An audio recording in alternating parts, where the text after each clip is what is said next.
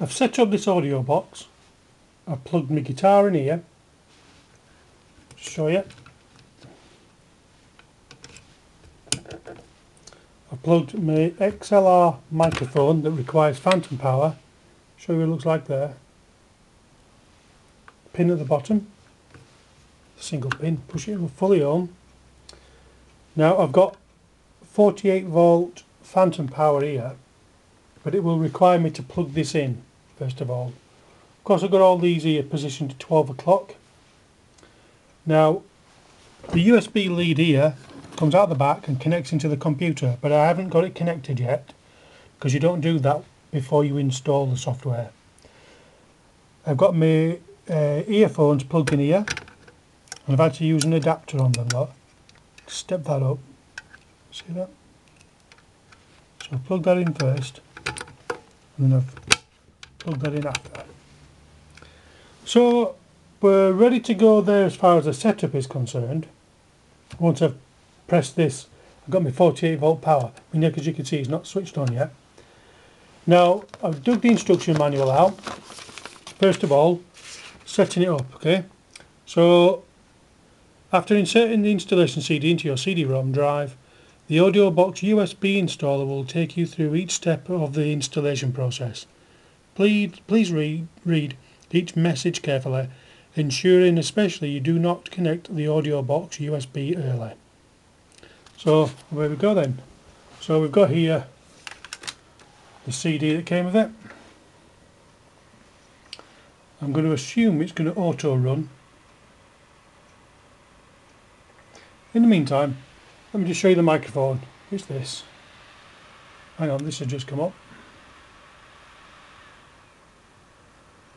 We've got Presonus Audiobox USB 32-bit installer. Again, but 64-bit installer on the right here. We've got the manual, auto run. I don't know what this is. Win V5707. No idea what that is. So I'm not really sure there which one to press. Let's have a look at auto run. Click on that.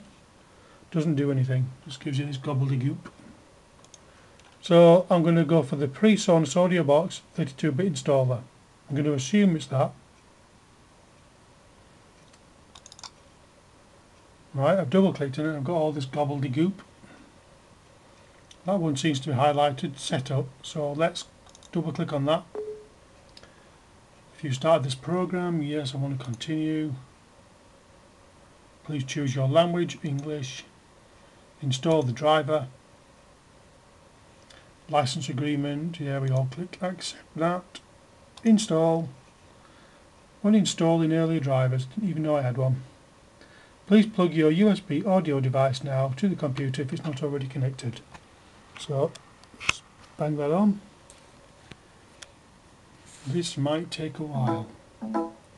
Installing USB drivers. Please unplug your USB audio device, then re-plug it into your computer. Okay.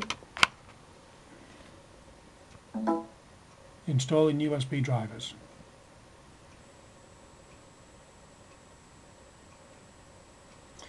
Installing ACO. In order to complete the installation, it's necessary to reboot the computer. Press reboot now or press reboot later if you don't want to reboot now. Okay, I'll reboot now then. I'm expecting all this to go off. It closed down.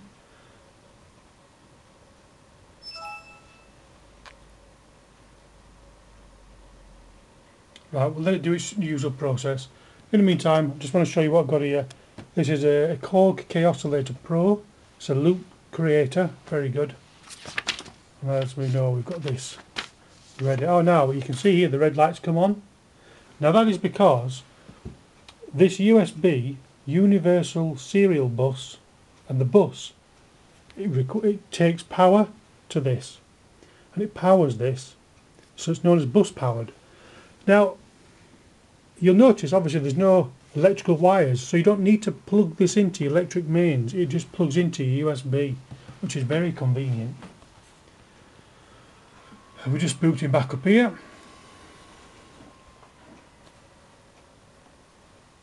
I want to show you on this Samsung microphone that I've got. It's a Samsung C01 studio condenser mic. Now this little here, well, the light is switched off at the minute, but when I press the 48 volt phantom power on the audio box, that will light up blue, but I'll show you when I do it.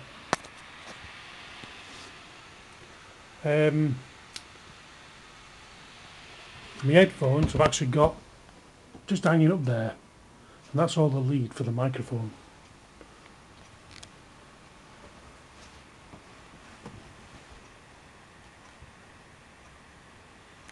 It's just booting up. In the meantime, let's have a look what we've got here. Right, I want to carry on reading that. We've got warranty, registration to do it online. We've got, well, I've just stuck these on the bottom of here. Let me just show you. I peeled them off and I stuck them on there. It's a little rubber feet, you can see them there.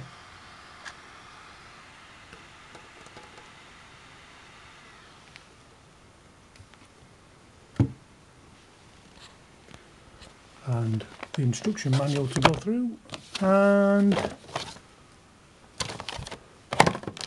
that's software. Okay, please wait. Let me just take that out then. A little nosy. I'm not sure where we're supposed to stick that Presonus label, but anyway, leave that off for now.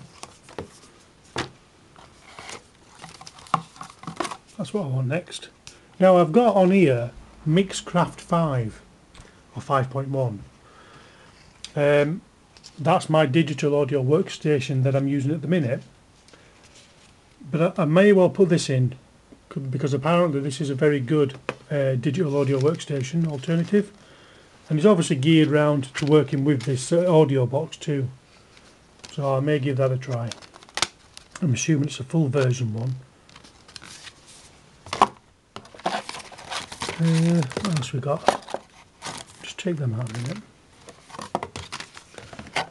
Absolute Music. That's a magazine that came with it. I showed you in the previous one. Let's pop that back for a minute.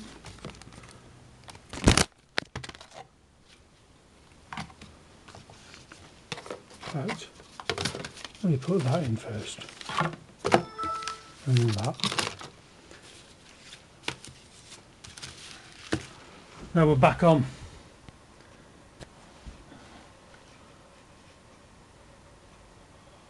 Don't know what that is. Adobe, remind me later. Some stupid update thing that comes up.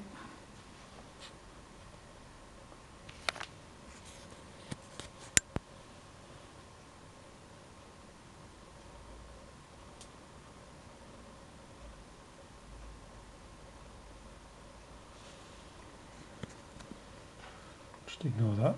I lost my camera default. I must have deleted it. Right, ignore that. That's my printer.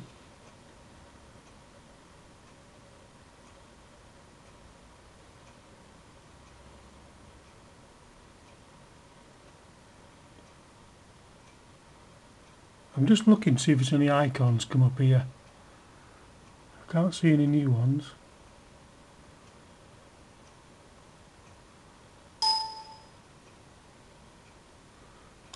Ignore that. Ignore that. Update ready to install. Ignore that.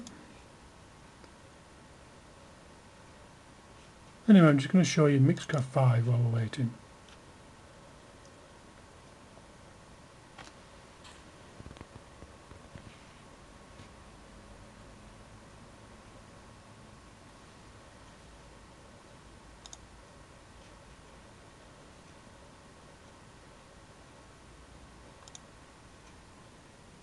Now with Mixcraft 5 you've got three options here. Build, loop, beat. I'll tell you what, just we'll take the bottom one. Build virtual instrument tracks.